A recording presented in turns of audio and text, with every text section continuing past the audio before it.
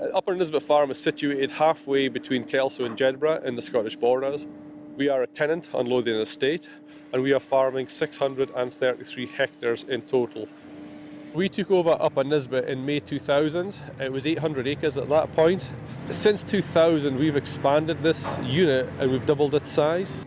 We've really upped our game, built a 3,000-tonne grain store, modernised all the cattle sheds and taken over 2 neighbouring farms as well. So that's given us more opportunities to be more profitable. Robert is a member of a wider satellite farm network, which is a network of commercial farms around the country. These are spread over a wide geographic area. They're covering most of Britain, and they are over all major commodities. They're set up to measure the variances in processes on the farm, and by measuring the variances of those processes, we can find where inefficiencies are getting into the farming system. We can now feed them with a modern piece of machinery, Keenan diet feeder, for example. The Keenan diet feeder speaks to the cloud, so I can tweak all the diets. We can be precise. It is down to precision, not wasting money. The days of carrying bags along feed troughs and having 10 men running about feeding 100 or 200 cattle are gone. The Agri-EPI Centre is one of 4 UK innovation centres set up for the UK government agri-tech strategy and funded through Innovate UK. The EPI in the name stands for Engineering, Precision and Innovation, and we're focusing mainly on precision agriculture and agricultural engineering. Agri-EPI provide cutting-edge equipment which is installed on the satellite farms, and in return we get the cooperation of the farmer and the data from the farm, which can then be used for the development of new technologies. We have installed beef monitor stations in each shed.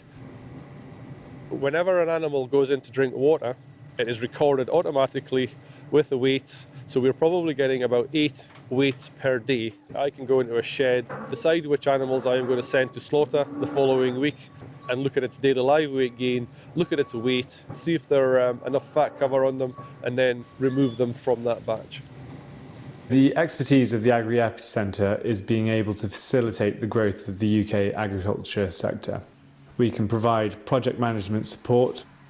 We can help with the proposals for those projects. We have a bank of capital assets, which are research-grade equipment. We have the satellite farm network, and we have our innovation hubs, which are state-of-the-art innovation centres with workspace for innovative companies. Another system on the farm that we are trialling for the beef industry is the AFI milk data collars, which are on finishing animals. Each collar has got 2 transponders on.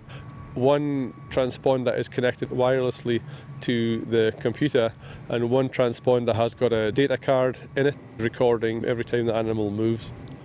The AFI milk collars are used to measure feed behaviour and rumination on an individual annual basis. They're actually getting used in an Innovate funded project at the moment called the Precision Beef Project. The consortium involves Morrison's, Alltech, Keenan, SRUC, Strathclyde and Harborough. And the aims of that are to measure the input, so the feed and the feed behaviour, and then the output, so the meat and the yield and the weight. But the benefit of using Upper Nisbet, all the commercial systems are already in place, so we have the AFI milk collars, we have the Keenan mixer wagon, and we have the Ritchie beef monitor crates. Harborough works with satellite farms because it allows us access to all this technology, so we can trial products. We can get all this amazing data from that test product. It allows us to see if it's working. The farmer can see if it's working. The farmer's already invested in the satellite farms, so he provides great advice and great feedback. The world population is set to rise to 9 billion by 2050. From now until then, we're going to have to produce the same amount of food as we have in the last 10,000 years combined. But the farmland that we are producing the food off is decreasing. We need to produce more from less. So we're going to have to increase the productivity of that land. And one way to do this is with the use of technology.